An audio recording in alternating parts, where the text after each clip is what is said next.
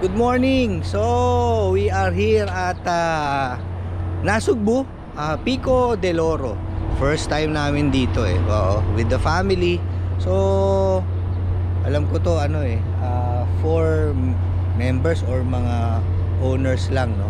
So, ikot tayo mamaya. Pakita natin tong napakagandang view. So, eto yung kanyang parang mga condo.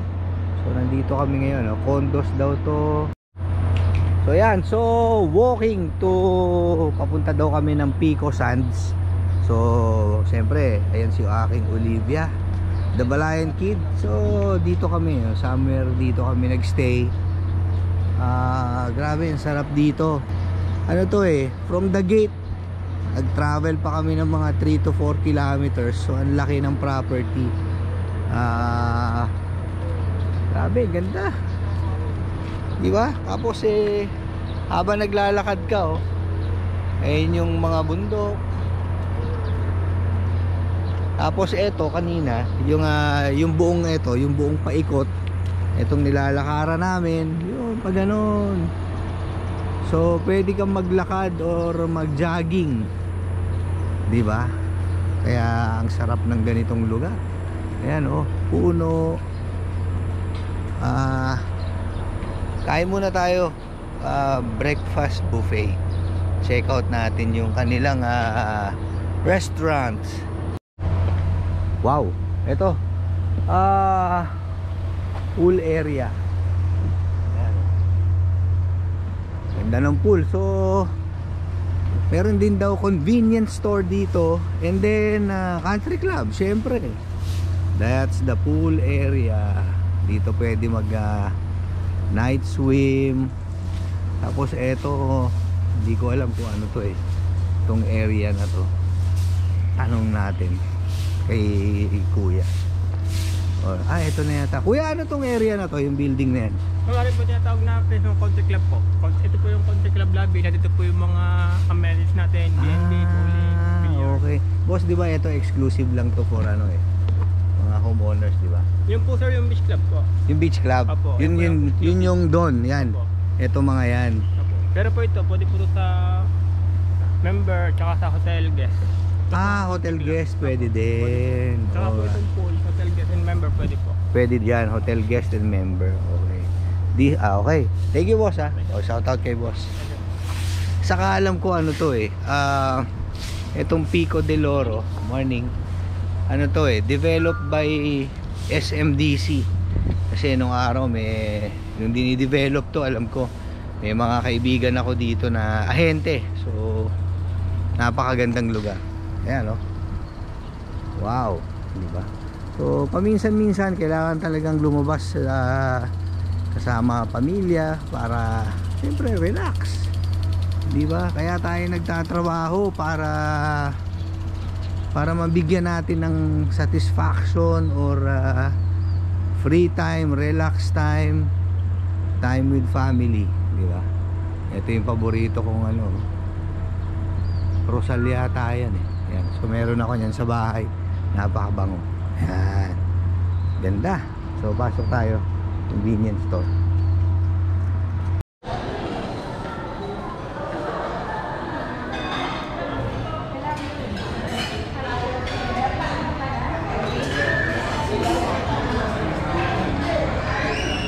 Good morning po. Good morning.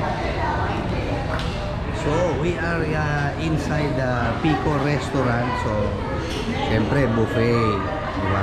Tingnan natin yun. Let's check out yung kanilang available foods dito. Yan. Hindi lang po. So merong mga sarap nito Yan kalalay sa kanin. Tumasabakan na. Nung may pisngi mo saka yung batok mo connected na. Ayan kitang-kita fried rice, corned beef, tapos merong gulay. Ano yan? Adobo? Gusto ni mama mo yan. Tapos sausage. Ano yung butis? Butis ba? Tigadilyo. Beef picadillo. Ito. The best to. Hungarian sausage. Ganon. Tapos may garlic. And then, syempre, there's Olivia. Meron siyang cereals. Are you enjoying? Yep. Maganda yan. On this side. Fried danggit. The best. Busog. And then, on this area, yung mga kanilang breads, pastries. Ayan, nire-refill ni Kuya. So, let's go. Let's eat.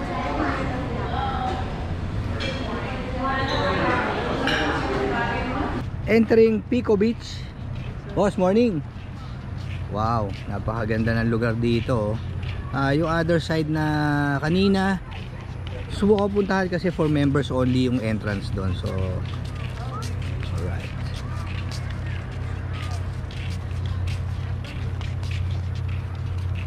Meron pa sila ditong bike rental, so for sa mga bata. Ayan so siguro you can rent this para makaikot sa buong beach. Ganda. And then the lifeguard station siguro to. So ayan. And then nakita ko kanina, actually meron palang dito merong diving spot dito sa Pico del Oro. So ngayon ko lang, syempre first time ko nakapunta dito. So yung mga divers pala, you can dive here. Yan. Wow, ang ganda, diba? Vacation with the family, yun, may nagja-jet ski doon tapos may nakaposting yate doon. Ganda. Wow, ano to?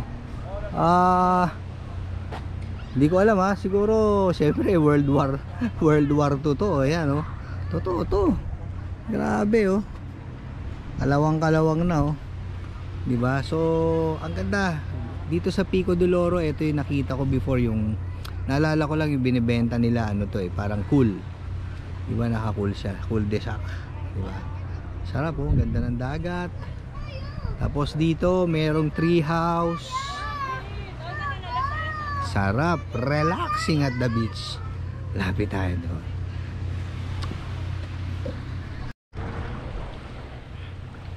Sarap pakinggan ng dagat. Grabe. I love the beach. Diba? Siyempre kayo din mga master, sigurado very relaxing kasi lalo na pag ganyan yung kita mo naman yung ulap, tapos dito may mga bato. Akyat tayo dyan, may ledge. So let's take a video over there. Syempre kahit saan magpunta si Psychopath, Gunnery PH, your one-stop shop gun store in the south, located at Carmona, Cavite, diba? Paseo de Carmona. Pag exit nyo lang ng Carmona, makikita nyo na Gunnery PH. Type nyo lang sa maps nyo, hindi po kayo mawawala at hindi kayo magsisisi.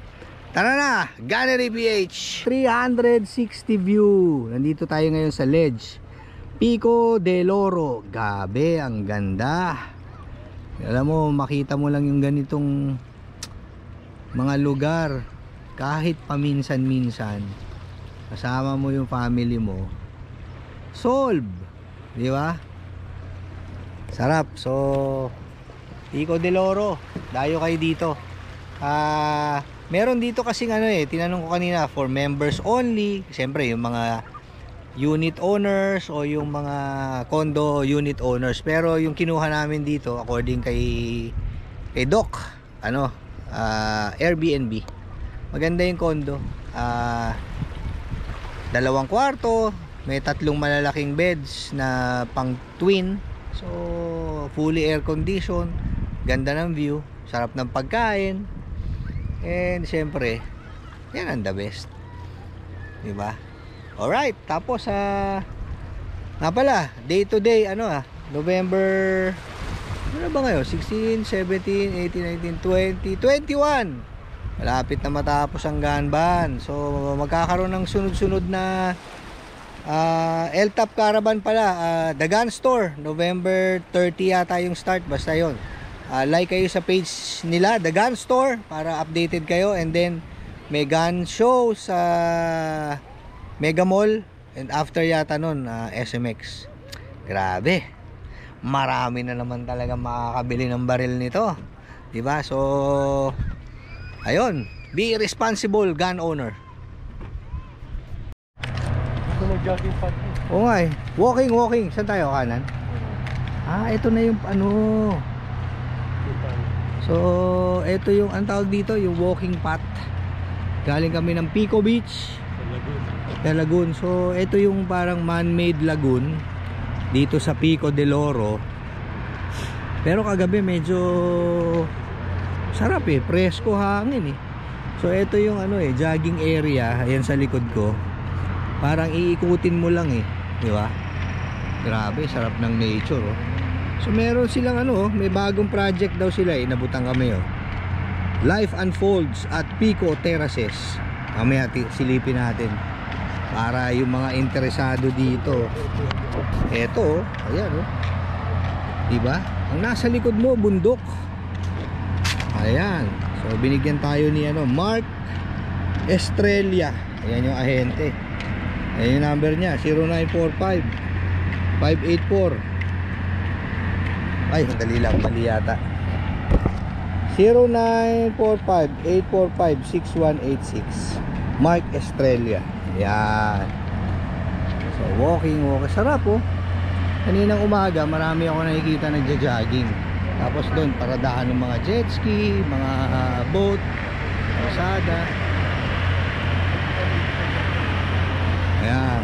So ganda, diba? Dito ka nakatira, halimbawa nakabili ka ng isang unit dito, every week punta ka dito, punta ka sa beach. Ang lapit lang from Manila eh. Yung dadaanan mo ba, galing kami ng Bacoor via Trece Martires, Naik. Yan yung mga ano, isa sa mga townhouse. Naik, tapos yun na, Maragondon, konting zigzag.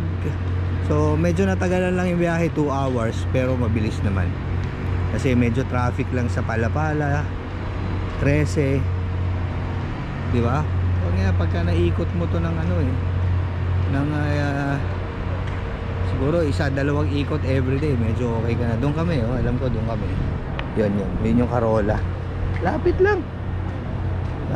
So yeah, bisita kayo dito, Pico del Oro. Pwede kayo mag Airbnb. Yung nakuha ni Doc ano eh, parang 60 something square meters, 2 bedrooms. Magkano yun? Yung room, yung 8,200 overnight. Pero ano kami, 6 adults tapos isang bata, yung aking apo, si Olivia Kim. Oo nga, tama, doon kami kanina. Ayan oh, ganda. So pag dito ka, ito yung unit mo, ang kaharap mo lagoon. Pag dong unit mo dun sa likod niyan, so makikita mo bundok. Ganon din dito sa side na to, diba? Ito mataas eh. Sabagay pare-pareho pala, pare-pareho yung kanyang ano, sukat. Miranda pa lang, dun tayo sa kabila, yun oh. Kaya ikot pa tayo. Okay, so end of the lagoon. So hindi pala, dito kami.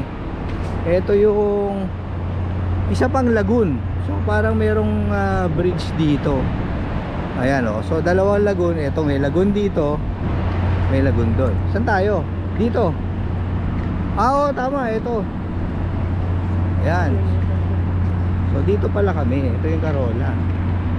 Doon kami kanina, doon yung clubhouse. Tama. Oo nga. Pagka lumakad pala tayo dito pa ganon, doon tayo mapupunta sa mga members only. So eto, ayan, may mga isda dito eh. Ganda. That's the view, di ba? Parang kang nasa ibang bansa, oh, di ba? Kung ano meron sa ibang bansa, meron dito sa Pilipinas. Ganda. Ganda lang ang Pilipinas. Kaya mahalin natin ang Pilipinas.